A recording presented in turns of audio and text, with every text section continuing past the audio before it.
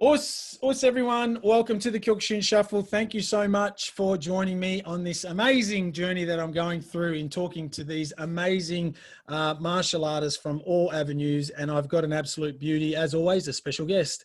I'd like to introduce everyone to Professor John Will, or as he was telling me earlier, just John is fine. But respectfully, I'd like to say welcome, Professor John.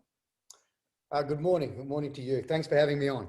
No, thank you for your time. I appreciate it.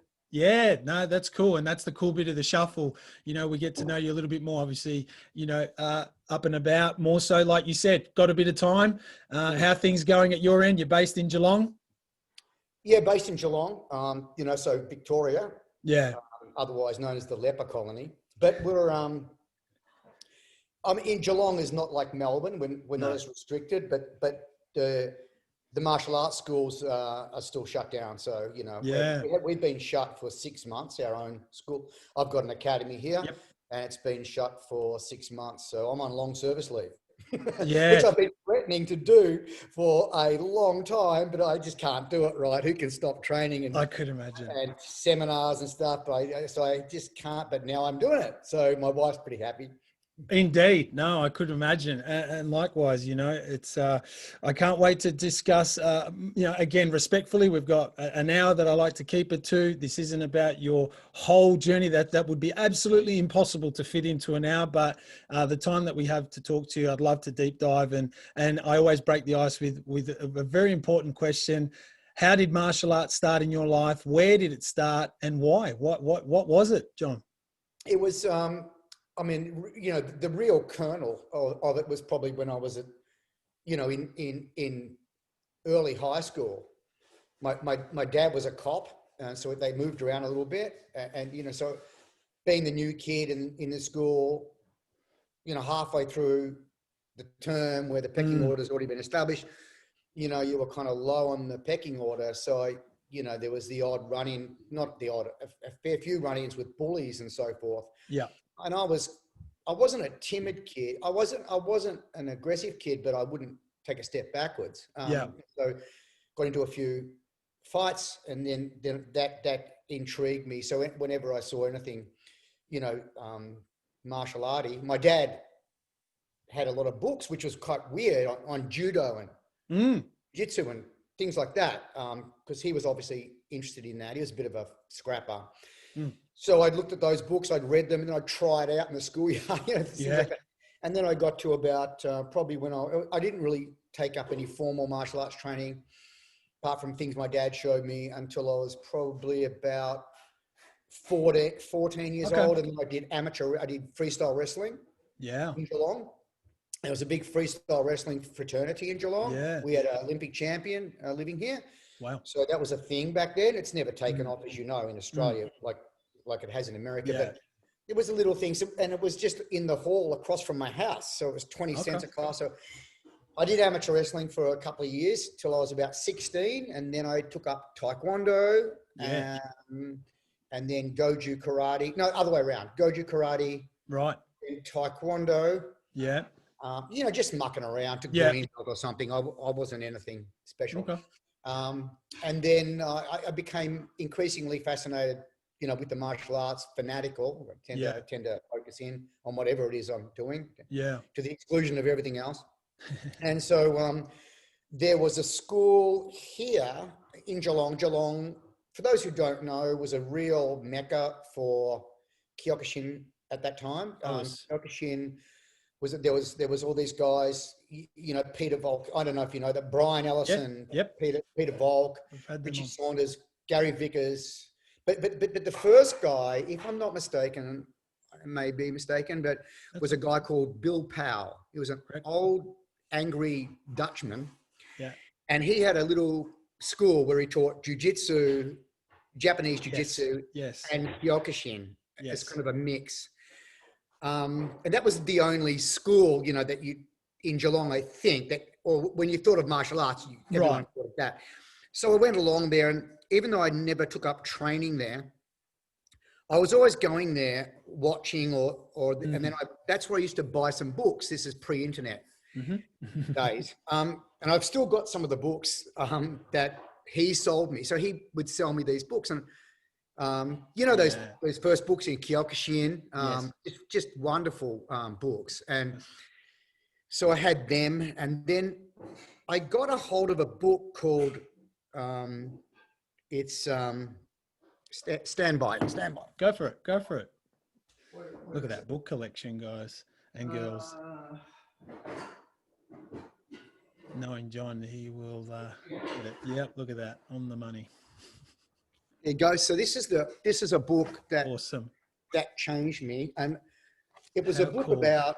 It's called Weapons and Fighting Arts of the Indonesian Archipelago. Wow, how written cool! By a chap called Don Drago. So anyone would know who that is. Yeah. So I thought when I finished my schooling, you know, I was doing Taekwondo at that point. Yeah.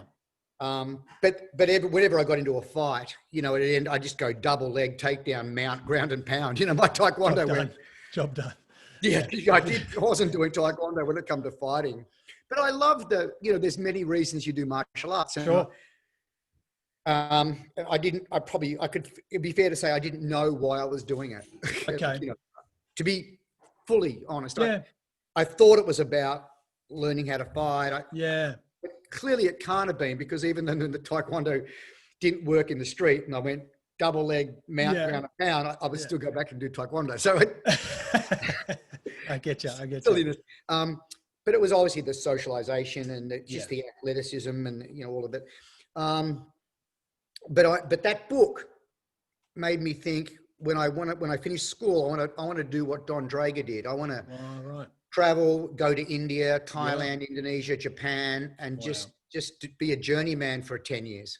Unreal. And that was inspired by the books that Bill Powell, bless his soul, sold me and kind of got me going. And that's what I did. I left my school. And so it opened your imagination as such, and it expanded your horizons from the lad from Geelong, you know, and again, like you gestured respectfully, and we appreciate that, you know, the Peter Volkes and Gary Vickers, you know, they're guests we've had on our podcast, and then they were starting to expand into, you know, this Japanese style again. And so you, I guess, from that finishing school, you already knew or you felt comfortable in what you wanted to move forward with. Am I true to say that? Oh, 100%. I certainly didn't know, Pat, how I could possibly make a living, but I had no interest in making a living. Right. And I had no interest in having a plan and doing business. And to be quite truthful, nothing's changed. You know, now I don't need to make a living. I'm independently wealthy and all of that stuff, but I still don't give a shit. Like, it was just an annoying thing I had to do to pay the bills, and just like brushing your teeth. I'm not into it, but you have to do it. So I spent 2% of my brain, you know, learning about all that and doing it. But no, my passion has always been martial arts training. And nothing's changed. Nothing's changed since I was 15. And when you ventured overseas, I guess, from that, what was your, again, you've kind of gestured it, there was no real plan of attack, but what was the I guess, incentive? Was there something that was first, or was it just, here we go? No, it was just here we go. But I was driven by just the geography of it. I mean, the nearest place was Indonesia, you know, right? Because you could hitchhike to Darwin and get on a 1-hour flight and be in Bali. So that was just So my plan was go there, train my way up through the Indonesian archipelago, Malaysia, train Thailand, then India. Because it just was, I wasn't thinking logistics, you know. And then China, and then Okinawa, and then Japan. That was my plan. But I got as far as Indonesia and was stuck there for 8 years. Very good. And that's when it started. You know, and I got my first. I got a black belt in Taekwondo, but I don't count that. I got my first, what I call a serious black belt, one that was difficult. You know, and you being Kyokushin, you come from an art that is historically difficult to get a black belt. It wasn't something that people got easily. And I think I shared that idea.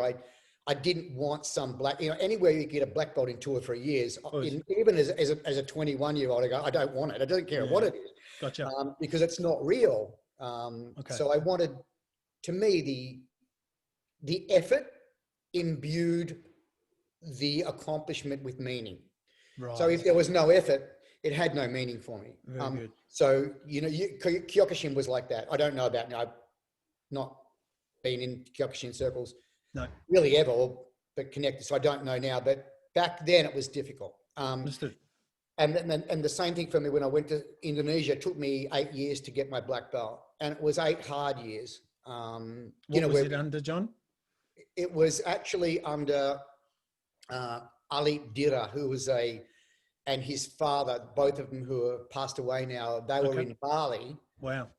In Tempat Gangsal, in a kind of a slummy area in Bali, and they were pretty hardcore. They came from the street. They originally were heads of street gangs. Wow. Way back when they were trying to kick the communists out of Indonesia. Yeah. Back in the 60s, I believe it was. And they smashed a lot of communists, like killed, I think, 6,000 or something. So what happened was the government was pretty happy about that. So the government gave them land and grants and helped them expand their style. But their style was an MMA-ish. Okay. We would describe it that way now. Sure. Striking, sparring, same sparring rules as Kyokushin. Right. No punching to the face. Right. But everything else is cool. But we also grappled and then went to the ground. How cool. So it was kind of like an early shitty. I get you. MMA thing, but not like now. Now it's all very technical and instruction high level. But it suited my mind, and we did weapons and stuff. So it was kind of it's a plethora. Yeah, good variation. And I did that. I stayed there. I trained there till 1982. Okay. And got my black belt. Well done. And so these, your experience in Indonesia, again, for you to be there for 8 years was a culmination of, I'm assuming, the weather, the beach, the training, the people, the food. Was it quite a 8 years is no, little 2-week holiday? Yeah, no, I wasn't there. Just to be clear, I was, I'd run out of money. I'd come back home. Okay. Back and forth. 3 months on a road gang, something. Right. Go back. Yep. So I was just doing that. Oh, cool. But no, not the beach and not the tourism stuff. No? It's never appealed to me. Wow. I never saw other tourists. I lived in the slums. I lived, where the training was. Mm-hmm. I was a real, what's your word? Uchideshi, I guess you could say. Living student as such. Yeah. Right. So I was kind of like that, no matter where I trained in Indonesia. And I trained all the way through Indonesia, a lot of different places. So I was always just right in there. That way you learn the language and you do all that. So it wasn't the beachy things, and I'm still not a very good tourist. Ask my wife, I'm a shit tourist. I mean, and you've I'll traveled just a fair bit. go to the nearest wrestling pit or the nearest fucking I get you or something, and just jump in there and unreal. Fuck the beach. That's it. No time. Hey, that's really cool to hear because you're straight into what you love most, and that's really cool. Hey, again, that would have been an amazing part of your life, and then something massive starts to turn after that. Can you share with us, what happens in between after, doing that black belt? Did you expand even more? Were you loving it that much that you started to venture into one of the biggest? I won a world championship. Now, don't misunderstand. Like the world championship that I won was probably fairly easy to win. Okay. Meaning that it wasn't like now. Like to win something nowadays is much more difficult. So I was early in there, and I was the only person competing from Australia. There are 14 countries, and there was only 16 or 18 people in my whole division. So it wasn't like 100 people in my division. So it sounds cool, but I think, you would have won it if you were angry. Cool.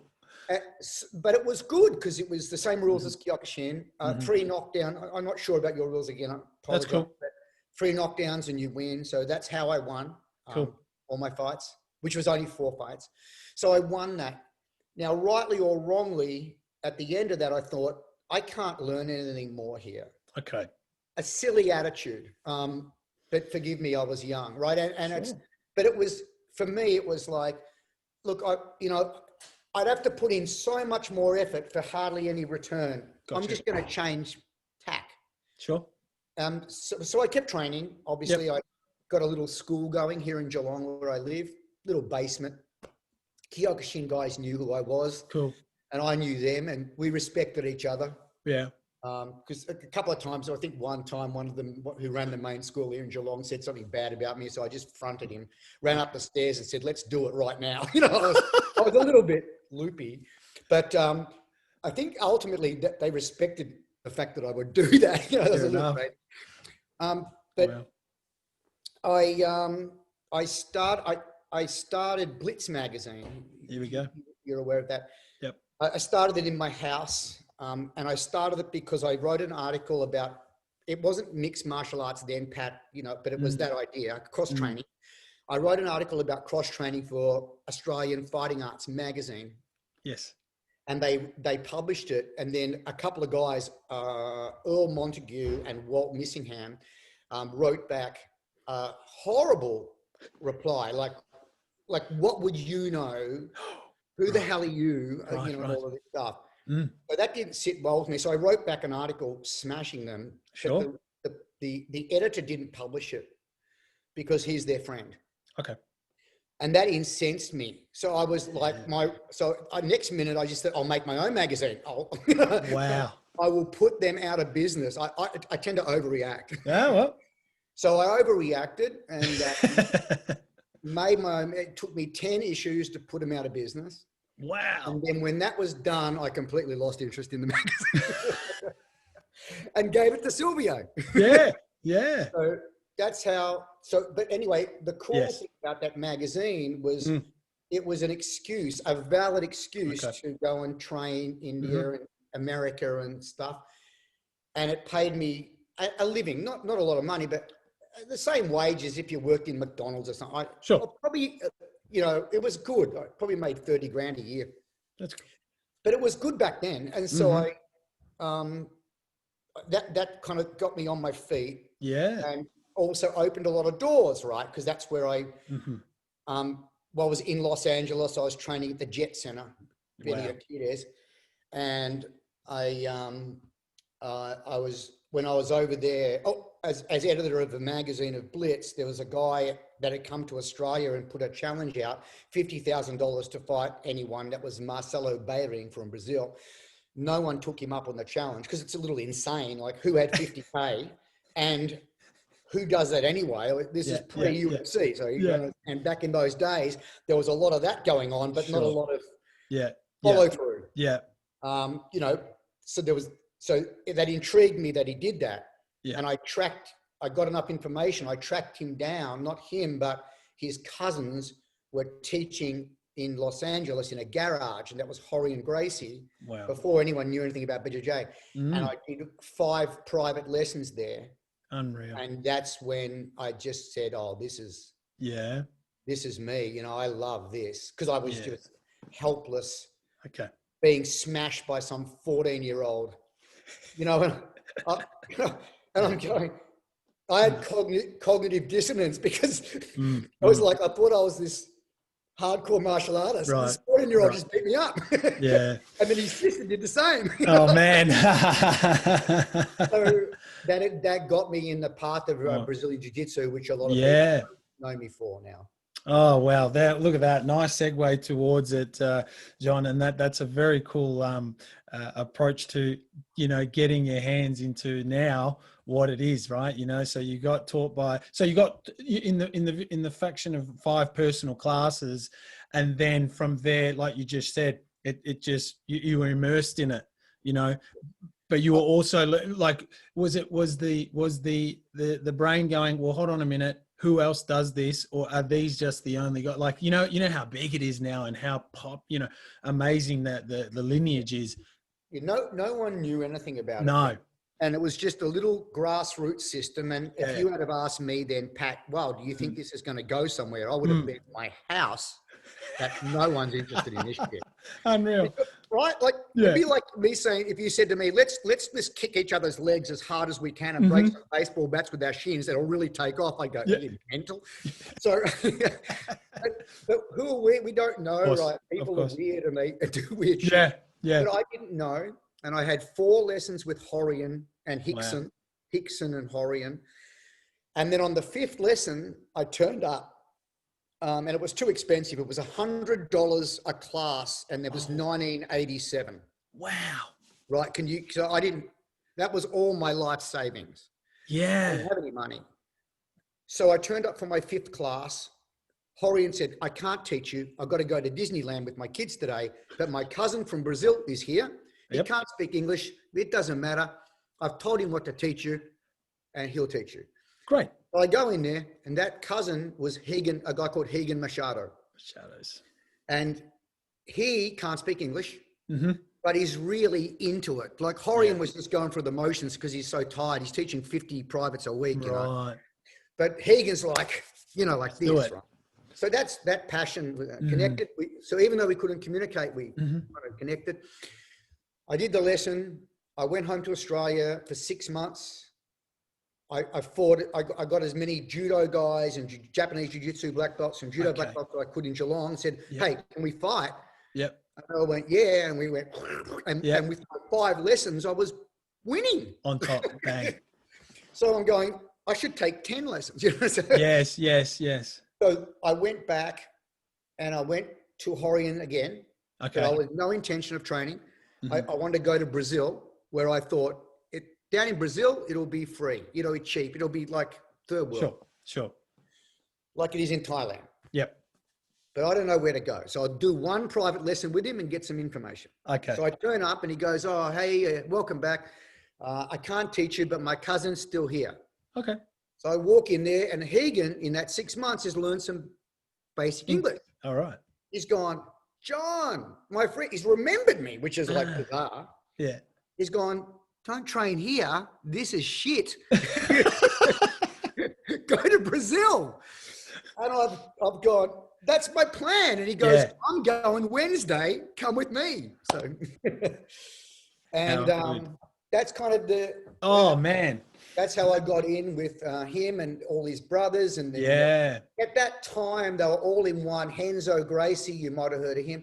Yeah. Renzo Gracie, Rigan Gracie, all these guys, they were all in the one mat. It was very small. Yes. So they were the guys. Renzo was a purple belt, I think, not even a black belt. Unreal, yeah. And so I started and we became friends. Unreal. And we, and that's it. I didn't even know how good Rigan was in the. Yeah, of course, no, you were just. I was clueless. He was just my friend, and it was years later when I learned who he was. Of course. So that's awesome to hear, to be brutally honest, because it's it again, you've summed it up respectfully within the time, but you get a chance to go to Brazil again. How did you go? How did it work out? And when you got there, you don't know Portuguese, so now you're in the other side of it. Yeah, that was good. I just bit of luck, and not. There's a lot of luck in life. There's a lot of luck. Did you turn left or did you turn right? You met that girl or you met that girl. Luck's a real thing. Sure. And there's nothing there's little you can do about it. Sure. But there's some things you can do about it. Mm-hmm. One of the things is be a nice human being. Good. If you turn up, bring a gift. Little things like that. So it doesn't seem like much, but that's actually how I left Rigan with some Australian AFL football jumper and a boomerang, whatever. But that's that start. Then when he saw me next time, he reciprocated.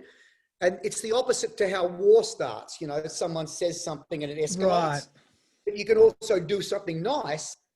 Good point. And then it escalates. Yes. And then it turns into something that's beautiful and long-lasting. So it's luck, but I was the right kind of person and he was the right kind of person that we escalated our friendship. And then, I was in with the best.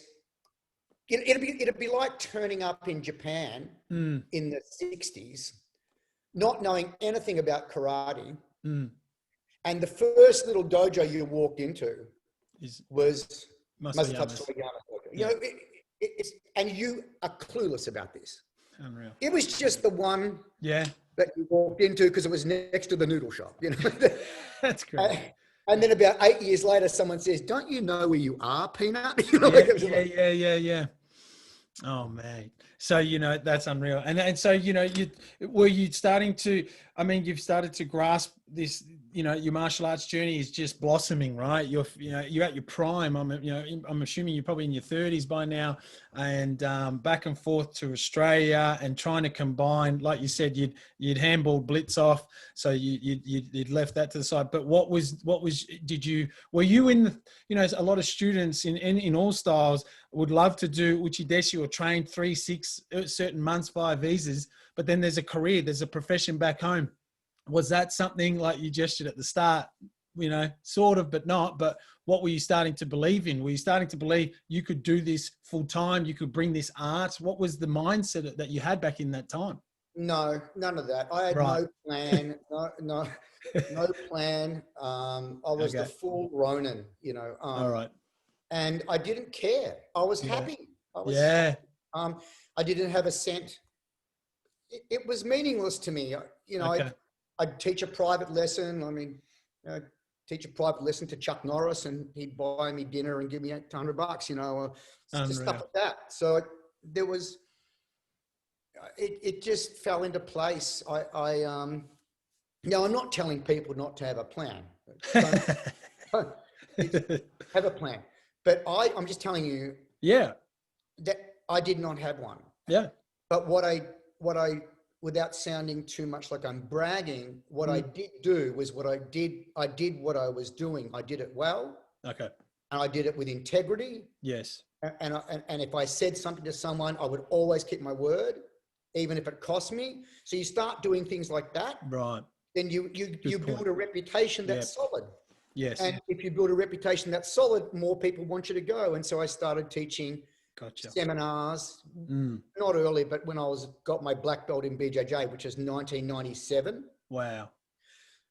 That's when I started to teach a seminar or two, and then 4, because when I turn up and give one, like in Brisbane, would turn up there, Cameron Quinn is there, different people that you would know were there. And then, of course, in that seminar, they get someone else to go, "Hey, when you're here next time, come teach mine." Next thing I know, I'm doing 100 seminars a year. Wow. Which I was doing up until last year, until March this year. Yeah. Oh, really? 100. Wow. 100 a year, 110 a year. Yeah. So that's all on weekends. Yes. Okay. So that a combination of running my school, my small academy. I had no plans to grow it. I don't want 500 students. Sure. I really, when I tell you that, I really don't. But I needed to have more than 40. Sure. So I just had to learn a few things about how to run a school a little bit. Okay. Just the basic things. So I ran the school to the point where the school would give us a wage, a modest wage. But then the seminars would give us another wage. Form of, Yeah, and then I'd do private lessons every morning, which would give us another wage. So now I'm earning 3 wages. Yes. But not any one of those wages would have been anything other than, you know, if I was working in Coles or something. Okay. But when you do it 3 times, and then you learn to invest that money and do things. Now in 15 years of that. Yeah. Then you're cool, right? Yeah. So I just did it like that. It was very organic, no plan. Yeah, very cool. I run an association that's Australia-wide. It's got 80 schools in it. But again, no plan. People want to be a part of it. The reputation and credibility starts to build. And I mean, you gestured there, you know, the privates that you had done with certain people, and you had mentioned someone notable. There would have been a whole bunch of people that you would have met on your journey from all walks of life. What were some of those people that you can share with all of us that you might be still in touch with, or you had a certain experience or highlight? I know quite a few people in the martial arts world. Yeah. Only because I did a lot of traveling and around and inserted myself, whatever. So, you know, I mean, I went to Japan with Tino Severano. Unreal. we're good friends. Yep. Trained at the Hombu Dojo with Yamaguchi, Gōgen, before he passed away. And I had a certain irreverence, meaning not out of disrespect, but it just, I wasn't brought up in a martial arts sense. I wasn't brought up in a traditional martial arts environment. So I wasn't all, you know, us and bow and yes sir and three birds. I go, hey, to the cat, you know, Gōgen Yamaguchi. Hey, look, can you show me this thing about this? Because I reckon it's bullshit, you know, like, and I think that a lot of the time they were just so taken aback by my, and there's guys around there like just glaring at me like, how dare I be so impudent?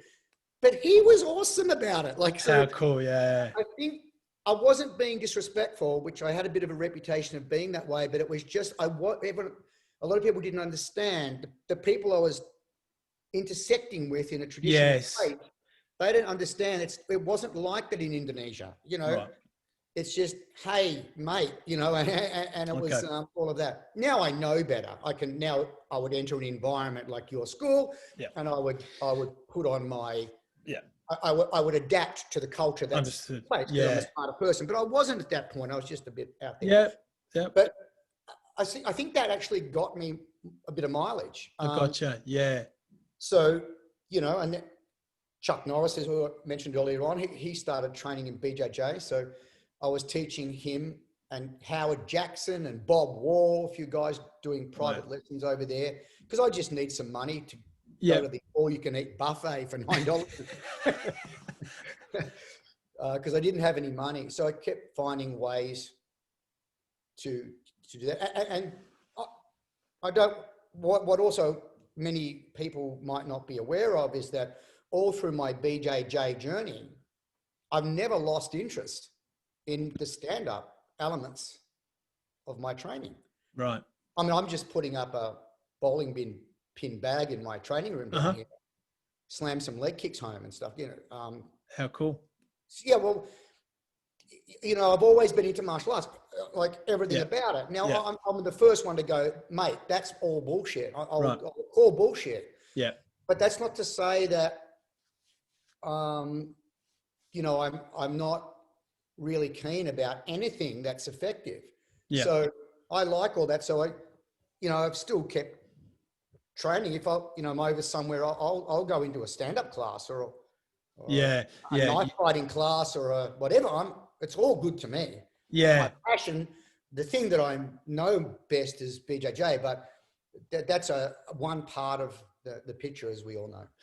That's awesome. And when you start seeing the effectiveness of and the boom, I guess, of it in the early 90s, when the UFC was bought out by the Gracies and so on, and then there's this, you know, what's the best word, you know, this energy, you know, within martial arts where the no BS and the no bullshit was starting to be evident, you know. Is that something that you started to, I mean, again, you know, it was such a naive time for many, you know, in understanding that the no rules, and there are some rules and there is this rule, but as a martial artist, were you starting to evolve? Like you know, you have so much skill, you had so many contacts. What was your take in regards to seeing this now on mainstream in, you know, coming from a Blitz magazine to now seeing videos and all these stories that you hear of the greats going, oh, you had to get this video and so on? Well, what I thought was, about time, guys, like catch up. Okay. Yeah. To be honest. You would have. Because you got to understand, prior to the UFC, you know, I guess my only strength as a martial artist was I was well-rounded, but not great at anything. Right. So you put me in a boxing ring.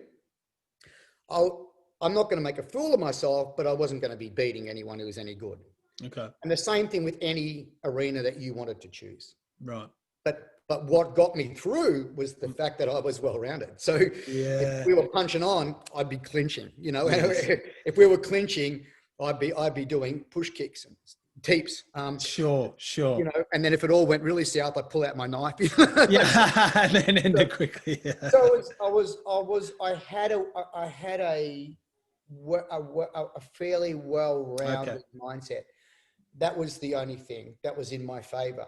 Yeah. And so I still like that idea. You know, even though I'm fascinated with going down the rabbit hole that is BJJ. Because BJJ can be very, very super technical in a super, very narrow little thing on the ground where we look at, I know the counter to your counter to my counter to how to get my leg out of between your legs.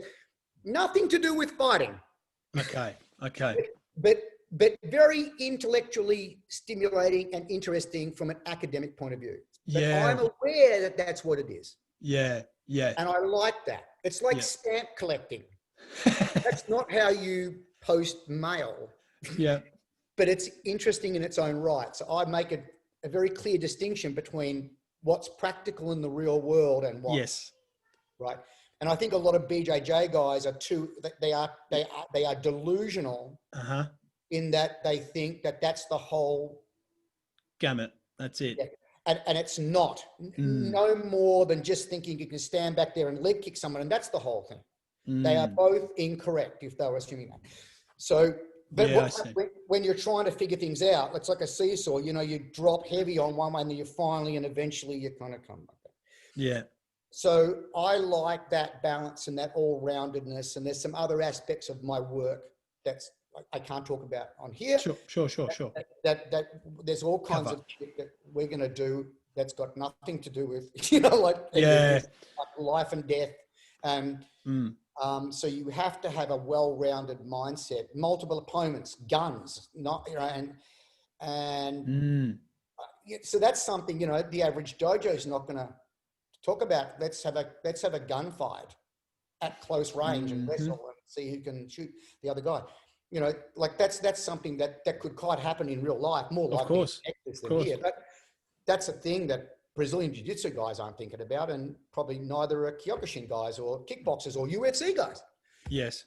So I like the well-rounded approach, but at the same time, I do have my personal focus and interest. So. Yeah, that's cool to understand that, because again, what I was gathering there was the full vision of a martial artist, and with it comes so many different parts of, you know, skill sets, but then also putting into practice what is effective and not effective. And that's one thing that in Kyokushin we get questioned that, oh, well, you're full contact, you're strong and so forth, but you don't punch the face in tournaments, so whatever. Yeah, in our syllabus or in our dojo training, a lot of it is striking to the face, and tactically we know how to do certain things with our hands that we're not allowed to do in tournaments. BJJ, for example, is the sport element that gets debated, and I love reading that or listening to that, because there is the, wow, you know, there's gi, no gi, and then there is the point of, you know, the sport side, correct my wording there, and then there's also the other side that you just brought up, which is, hold on a second, fellas, when it does get hot and heavy, either one might not, you know, come out. Like a simple thing that everyone can understand. An example might be, say, for certain law enforcement and even military, which I've done a fair bit of training, teaching, and helping set up. I helped set up the Marine Corps military unarmed combat program. I've done work over in Quantico in the States. I do certain things here in Australia, here and there.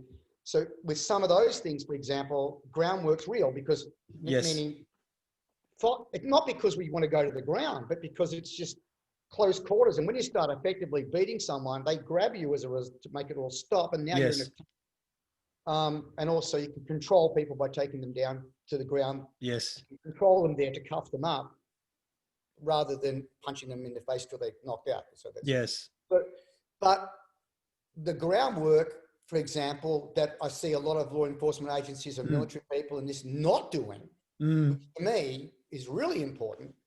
How do I disengage from the ground and get back to my feet? Right. Like, that's very useful. But no one trains it, because all the BJJ guys are going the other way. They're going, they want to stay there. Like, yeah, let's learn some let's put on our wrestling hat so we can go and take them down, then put on my BJJ hat so I can do this and that. They've never, generally, they are never looking at the idea of, okay, let's see if you can get away from that fight on the ground Okay. And get back up and pull your weapon out. Sure. Because there's 14 guys coming down the road. Not happy.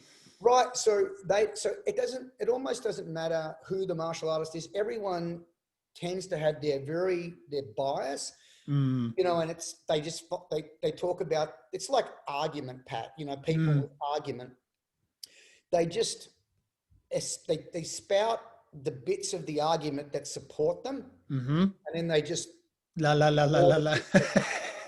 And that's what argument, that's the classic form of argument. The real form of argument is this. Okay. We have a debate. Yep. You pick a side, I pick a side. Yep. We debate it. But what I really hope is that you win. Because if you can win, that should change my worldview. Okay. So the last thing I want to do is just defend my side. Yeah. And debate. What I would love to, real argument. Yes. Should be that I'm testing my thesis, my hypothesis against yours. Yes. But nothing would please me more for you to come up with something I haven't heard of. And I go, shit, Pat, I'm there. Yeah. But that's not how people tend to do it. No. Martial artists are worse. Yeah. Worse than that. Yeah, no, you said it. Yeah, very well said, because it does come back to, you know, the tit for tat, and then let's settle the score type of conversation. And then that's why I brought up the UFC as a segue, because of, you know, what's working well, what does better. You know, we have a mainstream, we as in martial art fans, combat fans, have something to look forward to see what's current, what's working. You know, I was using another podcast how, you know, certain academies and dojos, you know, to step into these, you know, to be a fresh citizen that walks into this, you know, BJJ school, Muay Thai, Kyokushin school, and kind of go, right, this is interesting, you know, what's going to work here or what's not. And now it's everywhere to an extent, from a sport entertainment angle. How have you seen it as well? Because you'd have lots of, you know, students that you've taught for a long time that have been successful in their competition side as instructors now. How have you evolved as a coach and as a teacher in seeing what's out there as well? Because you're so accustomed to, you know, all the other arts as well. I am fortunate in that doing 100 seminars a year in a lot of different countries and all around Australia, I had the pleasure of being able to see a lot of academies. Yes. And not all BJJ academies, you know. Sure. Other schools that want to learn a little bit of BJJ enough to supplement. And you don't need much BJJ. Okay. You know, you don't need a lot of BJJ. There's an old saying in BJJ. Go for it. We have only had, there's blue belt, purple belt, brown belt, black belt. That's it, 4, right? And generally speaking, you could say 2 years. Okay. It took me 12 or 10. It usually takes 10, 12, 15 to get a black belt. Okay. But 4 belts, blue, purple, brown belt. There's an old saying, blue belt to beat the world, purple belt to beat blue belt. So what that means, is the only reason you need to be a purple belt in BJJ is to beat up other blue belts. Gotcha. All you need, like, in a one-on-one fight with another human being, blue belt's enough. Oh, wow. So beyond that, you're going down a rabbit hole. Yes. When there's nothing wrong with going down a rabbit hole. Of course. As long as you realize it's a rabbit hole. Yes. And don't start mistaking that rabbit hole for the world.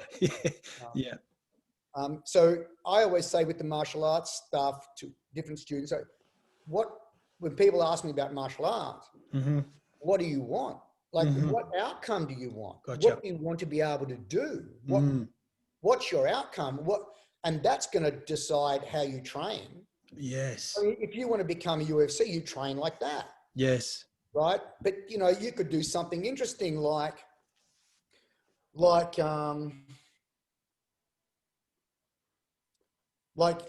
get a little rubber collar and wear it, and we wrestle, and your goal is to bite it off the other guy's neck. Sure. that will change a lot of things. Right. I mean, instantaneously, people are going to be going, oh my God. I mean, I know a martial art in East Java. That's their whole thing. Wow. Their whole thing is to shell up, crash in, clinch, and start fighting hunks out of your neck. So you put that guy in half guard and that's over. No, so everything has. No one wants to get up on their high horse. Yes. In martial arts, they're all fantastic, depending on what outcome they want. And as long as we clear on that, right? And it can be a class of soft, karate or taekwondo, some soft style where they're just, being stupid. Yeah. But hey, maybe what they're getting out of it's the socialization is important. Yes. And maybe for that person, that's infinitely more valuable than the self-defense part, and they're not getting into fights anyway. So it doesn't matter how hardcore a martial art is.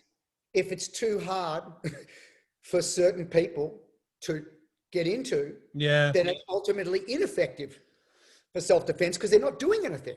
They would be better off in a really pathetic, non-effective martial arts because at least they're getting some exercise and at least they're meeting people. So I've become less judgmental as I've got older. Well, you've seen it depends on what you want and what's important. And you've seen it firsthand is the word I use, firsthand in traveling, seeing other styles, other teachers, other arts, other etiquettes, other systems, it just continues and continues, right? And you get to see it firsthand. And that's why I asked you that question, because you would have come across a lot of, seminars, teachings as a coach, as an instructor, and you've seen it on a whole, and when I say platforms, I say, there is the law enforcement side, there is the, all these other factions that you have confidentiality behind, which are, very, very important. And then there are other things that, you can, see as well and help others with. Coach John, what is the side here that I wanted to see in the level and the years that you've done BJJ and this martial art? We talk in Kyokushin and in other, strong styles as well, the dance and the system of the belt. And could you share with my audience and my listeners how the BJJ side of it, when you do get your Shodan, your black belt, and then the stripes and the years with that, I'm an enthusiast. I love reading stuff and seeing what other styles are doing. And I can see that there is also the similarity of Kyokushin as such with how the dance work. Why is this? Can you give us a segue here with that? In BJJ, it's very standard. What's not standard is how long it takes to get a black belt. Okay. That's not standard. That can be, I'm going to say on average 8 to 12 years. So you're wrestling every night, and so you're fairly experienced. In theory, no one should be a BJJ black belt without being significantly skilled. Sure. So now that may change, but it won't fly. The BJJ police are pretty strong out there, and they'll turn up. Which I don't agree with, actually. I think live and let live. If someone wants to pretend they're a BJJ black belt, let them pretend. I'm no longer in the mindset of you should go around knocking their door and beat them up in front of their students, which I was like that. And a lot of people are. But I think that's a form of being a bully as well. Yeah. So I don't like it. Sure. If someone wants to pretend to be a doctor, let them, they can do that. People will work it out. Yeah. But, I get you. So it varies a lot. So it may change, but right now it's still pretty strong. And it's difficult, not easy to get a black belt. But after you're a black belt, plain black belt, no dans, no degrees. It's 3 years of either competition or continual teaching. Yes. To get your first degree. Yes. And then 3 years for second, and then 3 years for third. Right. But after third, it's now 5 years. Okay. And 5 and 5. Yes. And then after that, it's 7 and 7. So yeah, if you start BJJ at 30 something, you're never going to get. No, and that's it. I appreciate you just sharing that simple side to it, because the requirements is something that I'm interested in as well. You know, the requirements are, because a lot of the coaches, instructors, fit, strong, continue to instill and teach so many good students in this style as well. How is that also measured, the requirements? Because let me give you an example with your third dan in Kyokushin.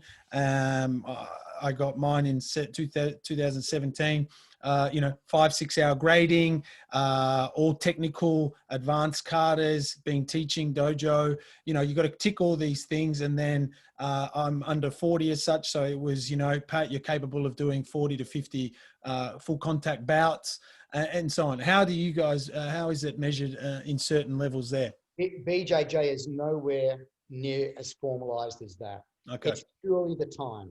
Okay, time, yep. Yeah, that's all it is. There are no requirements. So I might see a BJJ coach that's a 3rd degree, let's say, mm-hmm. and there'll be things that I will know that he will not know. Okay, yeah. But there might be something he knows that I don't know. Sure. But that sounds pretty loose. But you got to understand the requirement is they're on the mat all the time, wrestling and rolling. Yeah. So everyone knows, right? You're on the mat, you're rolling every night. I know what you're going to do. I know which way. I know you prefer triangle choke, hooks. I know that's your strength. I know you're shit at spider guard and half guard.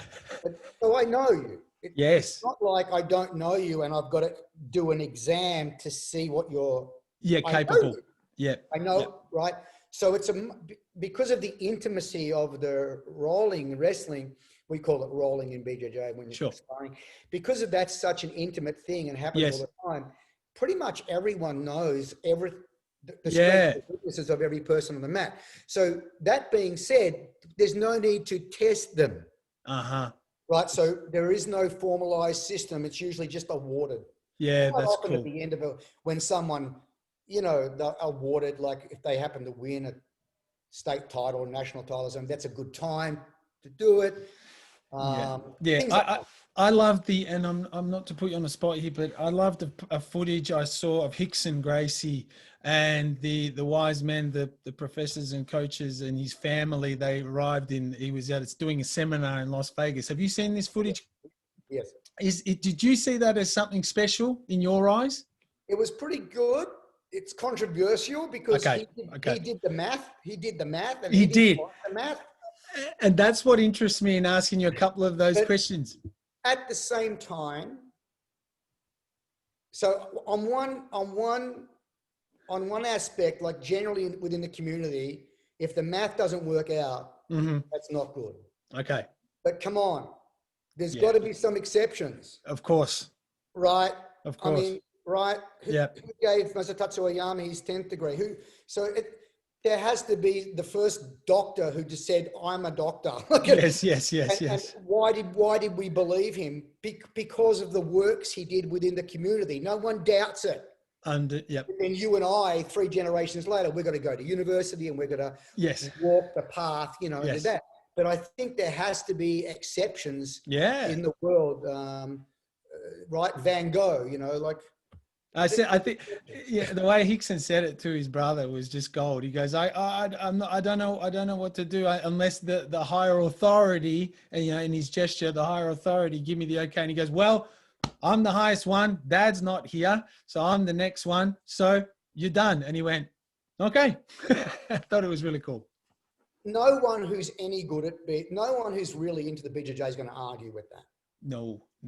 The only people who are the wankers on forums. Nah, spare me. For those listening, I'll put that link up when we put this up of Professor John and so forth. But I'm going to look at the clock. See, look at this. It always happens. It's 55 in now, and I really appreciate it. What an awesome chat, Coach. I've absolutely loved it. It's such a refreshing view, and I use that word often with my talks because this is the absolute passion I have. I absolutely love talking martial arts.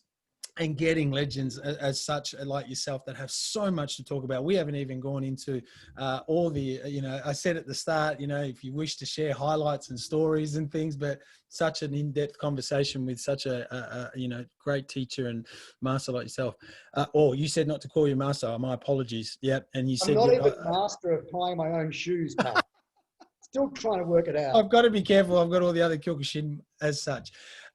Coach, I really appreciate in summarizing this awesome chat, and I thank you again for your time. How do you, with your training, with your life, with your, I guess, direction, with doing so much, what's some words or, actions that you live by today? Lots. I mean, but okay, so the first thing I would say is, going back to something we were talking about earlier, know a little about a lot of things. I see. But knowing a little bit about a lot of things should never preclude you from knowing a lot about something. Mm-hmm. So, you might say, well, Kyokushin's your life. That's what you're about. That's your passion. So, of course, go down the Kyokushin rabbit hole. Yes. Know everything there is to know about that. But that's not an excuse to not know a little bit about investing, a little bit about the ketogenic diet, a little bit about physics, a little bit about quantum physics, a little bit about, tech. Yes. A little bit about grappling, a little bit about knife fighting, a little bit about.